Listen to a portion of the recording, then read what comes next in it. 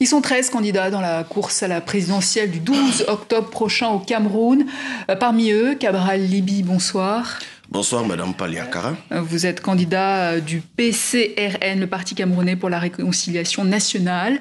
En effet, oui. Vous étiez arrivé 3e lors de la présidentielle de 2018. En 2018, justement, vous étiez présenté comme le candidat surprise de la jeunesse. 7 ans plus tard, qu'est-ce qui prouve que vous n'êtes pas un candidat de symbole, mais l'homme de la situation?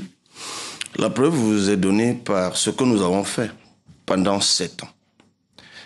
Et ça peut se résumer sur ce que nous venons de faire sur les 10 derniers jours. Nous avons traversé le Cameroun de part en part, du Kribi, qui borde l'océan Atlantique, jusqu'à l'extrême nord à Koussiri, qui borde le Tchad, qui est frontalier du Tchad, pour rencontrer nos compatriotes, échanger avec eux dans des meetings que nous avons organisés et qui ont rassemblé des millions de gens qui nous disent qu'ils en ont marre. Et je vous dis, ça se résume sur les 10 derniers jours, mais nous sommes à l'Assemblée nationale depuis 2020. Et nous avons placé notre mandat sous le signe de l'épuisement au travail. Nous avons chaque fois, bien que n'étant que 5 à l'Assemblée, nous avons adressé les problèmes des Camerounais. Nous avons produit des vidéos de dénonciation sur les mauvais contrats miniers, sur... comment je peux dire, parce que je cherche le mot, mais de toute façon, les scandales financiers, qu'il y a eu sur le Covid, sur les infrastructures sportives et tout le reste. Et quelle bataille parlementaire gagnée plusieurs batailles. En 5 ans. Plusieurs batailles, puisque nous avons obtenu, alors que nous ne sommes que 5 sur 180, nous avons réussi à obtenir parfois les amendements de la loi de finances. Donc les Camerounais ont été témoins, madame, de notre proximité. Nous nous sommes tenus à leur côté. Nous avons relayé en tant que leurs représentants, députés de la nation, leurs problèmes. Et ils sont aujourd'hui rassurés de ce que, parmi les 13 candidats que vous avez évoqués, nous faisons partie de ceux qui portent le mieux leurs préoccupations. Et il faut préciser que sur les 5 ans, ou sur les 7 ans, nous avons publié 2 ouvrages. Un premier qui présente notre offre idéologique. Nous sommes d'ailleurs venus sur ce plateau. Oui, tout à fait. Et il y a quelque temps, le manifeste de la rupture et du progrès, que je tiens d'ailleurs là, et je pense d'ailleurs que nous étions revenus sur ce plateau.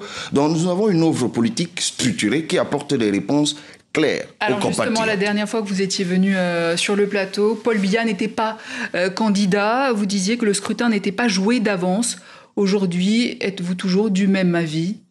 Je viens de vous dire que j'ai traversé le Cameroun de part en part et je peux vous dire que Paul Biya n'est pas la préoccupation première des Camerounais aujourd'hui. Tout le monde l'a compris. Le système vieux de 43 ans et à bout de souffle, il est corrompu et devenu complètement impotent. Aujourd'hui, les Camerounais en ont marre. Ils ont soif d'autre chose. Mais il y a quelque chose qu'il faut préciser. Ce pouvoir, pendant 43 ans, n'a pas souvent gagné, mais il n'a pas perdu. Là est toute la nuance. Et pourquoi il n'a pas perdu? C'est à cause de la fraude électorale. Et l'une des raisons pour lesquelles... Et cette fois, vous y croyez à la transparence du scrutin? L'une des raisons pour lesquelles je suis sur votre plateau ce soir, c'est pour lancer un appel aux amis du Cameroun, leur disant que nous avons besoin de leur soutien pour notamment assurer la présence physique dans le contrôle du vote. Madame, nous parlons aux Camerounais et nous leur demandons de sortir de l'impuissance apprise. Il faut arrêter de donner l'impression que celui qui est là ne peut pas perdre. Non. Il faut arrêter de donner l'impression, et c'est ce que vous avez rappelé tantôt, que c'est joué d'avance. Il y a quelques jours, nous avons saisi Elections Cameroun, qui est l'organe qui organise les élections. Nous leur avons fait un certain nombre de propositions. Vous noterez que les candidats actuellement ne sont pas associés au toilettage des listes électorales, alors que nous avons démontré il y a peu qu'au Cameroun, il y a au moins une réserve d'au moins 2 millions d'électeurs fictifs fabriqués par des manipulations algorithmiques. Nous avons demandé également que l'on nous permette d'avoir des timbres spécifiques à chaque candidat que nous apposerions sur les procès-verbaux après le dépouillement des élections. Nous avons également appelé les compatriotes, pour ceux qui le veulent bien, www.cabral2025.cm. Nous avons mis en place un dispositif informatique qui permet le recrutement des Camerounais pour surveiller le vote. Donc, si d'aventure, ce que nous avons suggéré à l'ECAM n'est pas pris en compte, Nous appelons les Camerounais à se mobiliser parce que nous sommes convaincus qu'il s'agit cette année de la responsabilité individuelle de chaque Camerounais pour que le changement advienne. Dans votre programme, justement, il y a ce projet de fédéralisme communautaire accusé par certains de masquer une tentation tribaliste, n'est-ce pas, un modèle qui diviserait un pays déjà fracturé? Non, ceux qui le disent, ce sont essentiellement nos adversaires, nos détracteurs, et c'est de bonne guerre. Parce qu'il faut évidemment avoir l'esprit un peu retourné pour penser qu'en français facile, fédérer veut dire séparer et diviser. Ça n'a pas de sens. Qu'est-ce que ça veut dire alors ? Ça veut dire ce que ça veut dire. Oui. Fédérer, c'est unir, c'est mettre ensemble.